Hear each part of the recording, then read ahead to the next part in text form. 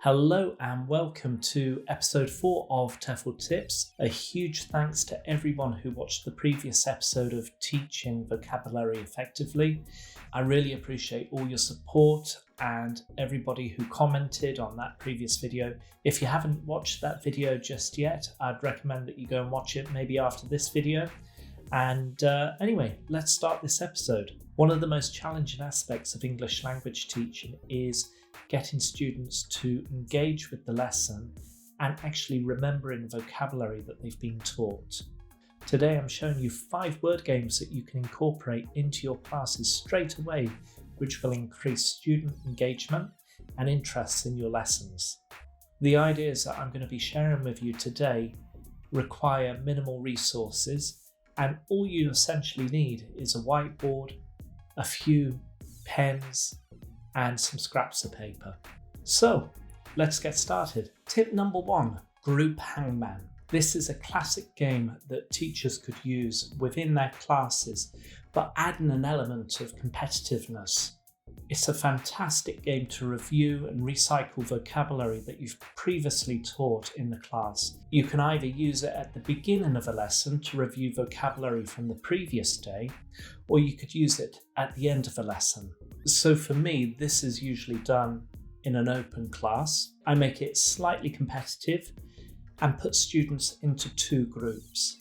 Each group takes turns guessing a letter, and the first group to correctly guess the word gets a point. The group with the most points wins at the end of it. It's a great twist to an already great game, and I would recommend it, and it just needs a couple of minutes to prepare and divide the students up. Tip number 2, Chinese Whispers. This is another wonderful game which gets students to review spelling and language which has already been taught in class. So you can place students with the whole class sitting one by one in a row to the whiteboard. But as I've mentioned with the previous idea, I like to add a bit of competitiveness. I place the class into 2 teams, and then I get students to sit in 2 rows facing the whiteboard, one behind each other, and I divide the whiteboard in 2. I then get the students to think of a team name, and I write the team name at the top of the whiteboard on both halves. I give students at the front of the row a marker each. I then go to the back of the rows and I show both students sitting at the back of the row a particular word. It could be a word or a phrase that we've looked at during the lesson.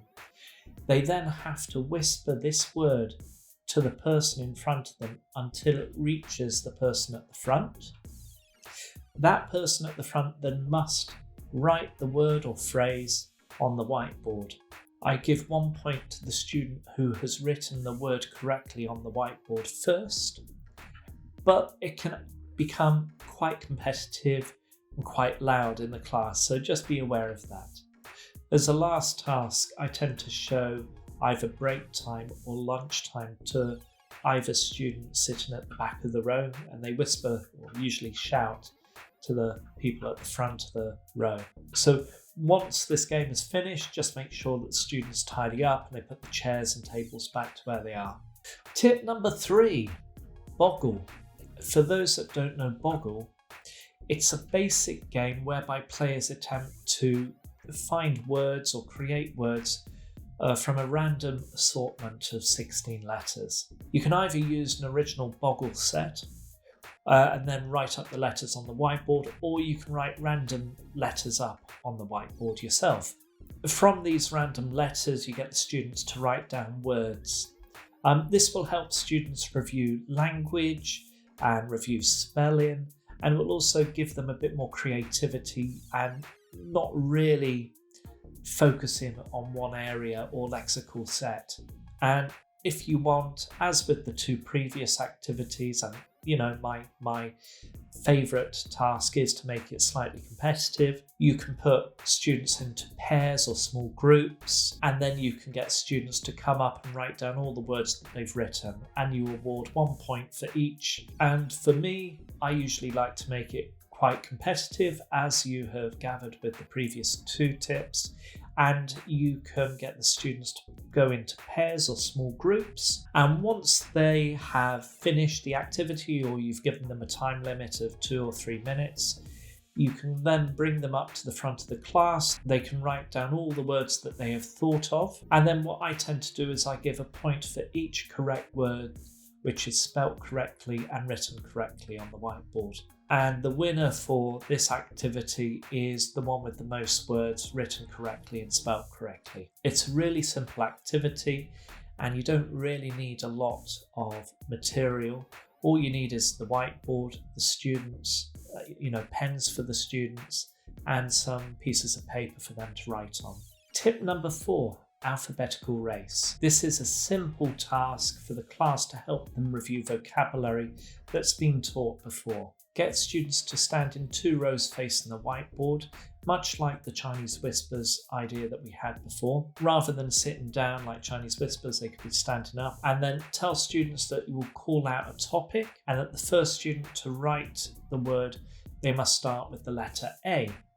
The following student must then write with the letter B, and then the next one C, etc, etc. It's a really simple and fun activity, and the students will be facing the board. They write up the word, and then they pass the pen to the person behind them, and they rotate it like this. You prepare the students by telling them that you are going to call out a topic, and the students have to, at the front of the row, have to write a word corresponding to the topic, but they have to start with the letter A. And then once they've written up the word, they have to pass the pen behind them, and they rotate, and the next person has to write B, and then next C, etc, etc. If a student is stuck, they could pass the pen to the person behind them, and if they know it, they could write it up, and then they pass the pen. And it's quite competitive because you have the 2 rows and they're competing, and they tend to try and copy each other, but it's a bit of fun at the end of the day. So I normally introduce the activity by saying, I'm going to introduce a topic. So for example, if I call out fruit, then the students would write apple or banana or cherry, etc. And so I tell them, this is a topic that we've looked at, and are you ready? Let's go. And then they start. It's a simple, fun activity with no preparation or material required. So what are you waiting for? Try it out. Tip number 5, odd one out. This is a classic activity whereby you give students 5 words. They have to think of the odd word which is irrelevant. So if you had the words orange, grapes, onion, banana, and apple, the odd word would be onion, because that would be the vegetable. All the others are fruit. It's a simple game, but a lot more enjoyable when played in small groups. You could either write up the words on the whiteboard, you could dictate them, or you could give the words in the form of a worksheet to the students. For me, I tend to set a time limit. So I say, right, here are 10 words. You've got 5 minutes, starting now. And then they have to find the particular word which is the odd one out, but they also have to give a reason. So for me, if they get the correct word, I give them a point. If they give a suitable reason, I give them another point. And it's that basic. This activity best works for language that you've previously taught, but it doesn't have to be limited by a lexical area such as fruit or animals, etc.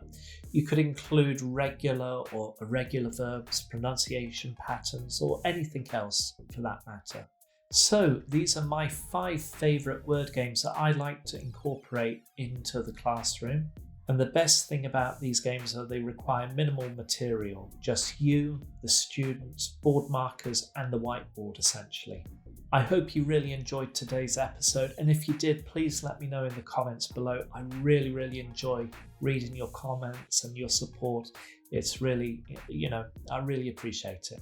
It would be great to hear what word game you're going to be trying out in your class, and whether you have another word game that you like to incorporate with your ESL class. As always, don't forget to like and subscribe to this channel. I really do appreciate all your support and I'd love to hear from you all. Have a lovely week and happy teaching.